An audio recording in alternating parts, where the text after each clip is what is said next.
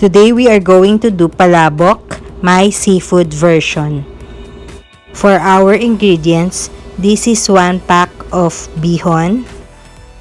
Palabok in Tagalog means add-on. So my ingredients here literally means add-ons. So before we go through our ingredients, I will just soak our bihon. This is to rehydrate our noodles. Later, we'll just soak this in hot water when ready to serve. For our ingredients, we have calamansi, pork chicharon, but if you prefer meatless, you can also use this. Or you can use fish crackers. I used this hack when I was in Doha, Qatar. This is chives. Hard-boiled eggs, fried garlic chips crushed into smaller pieces,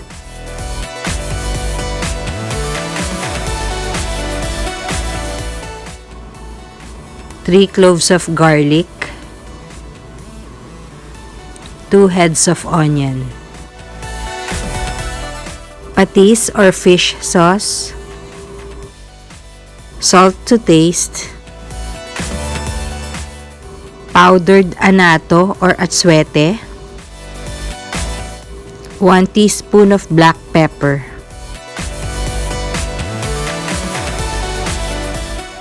oil, medium-sized shrimp, deveined and shelled, 2 cups of shrimp juice. This is ibe or dried shrimps.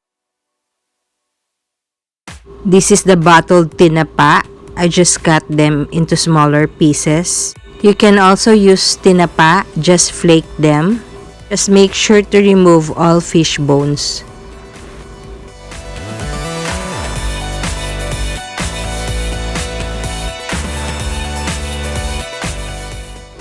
And 2 tablespoons of cornstarch.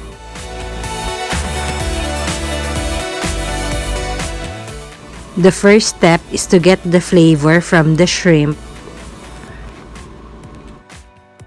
We just heat our oil, then lightly fry our shrimp.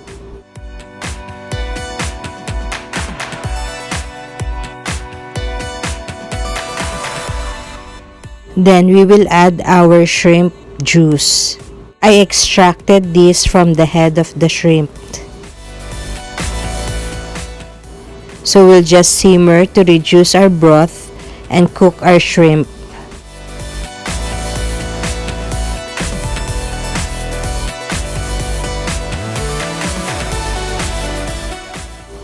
Season with your salt and pepper.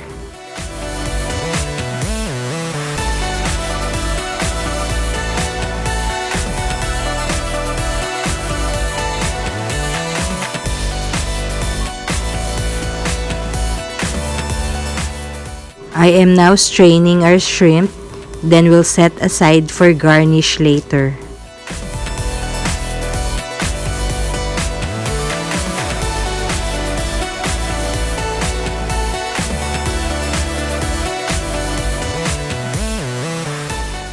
So we will just reduce this for a flavorful broth.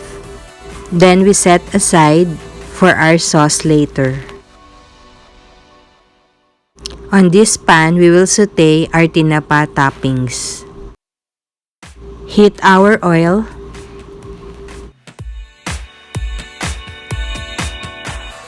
Then we sweat our onions.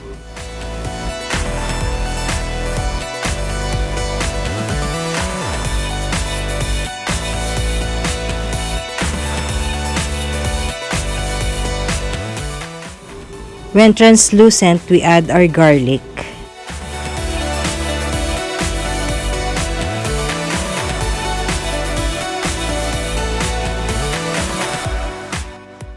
To this, we will add our Annato or atsuete powder. You can also use Annato seeds, provided you remove them after getting its color.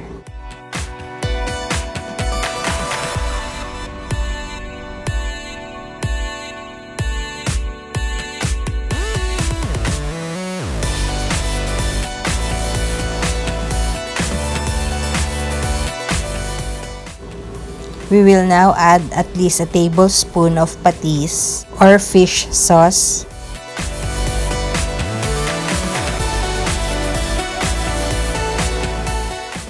Then we add our ibe or dried shrimps.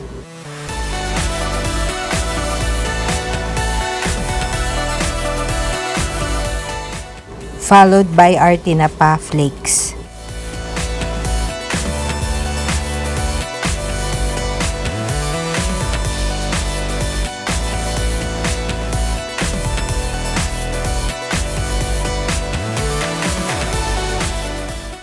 Again, we set this aside. I'll deglaze our pan. I'll add oil. This is to sweat out our annato for the color of our sauce. We now add our leftover annato.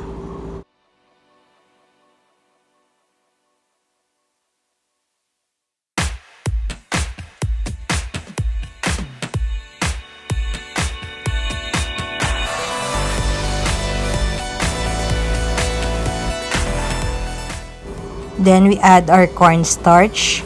So this is your basic roux. That's a balanced amount of oil and starch.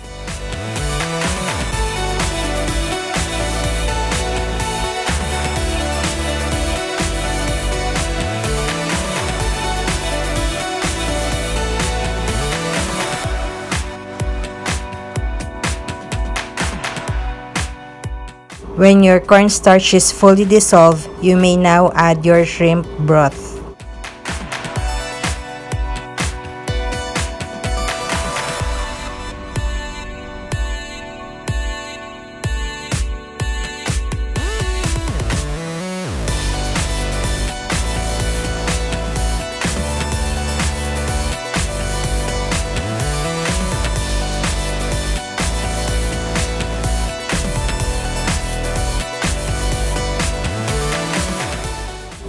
We now season with pepper and salt.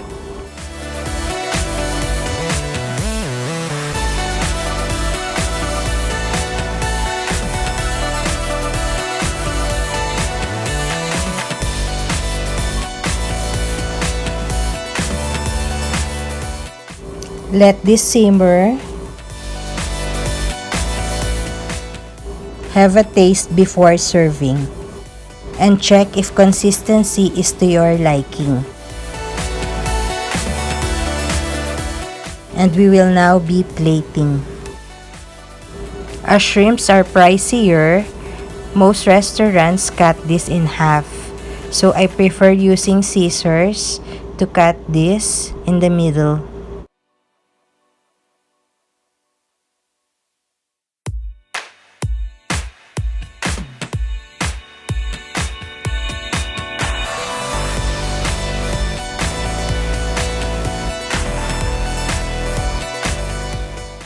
And this is how I plate. So that's the noodles in the bottom, followed by our sauce, topped with our tinapa flakes, garnish with your eggs, shrimp, chives, and garlic bits, with calamansi on the side.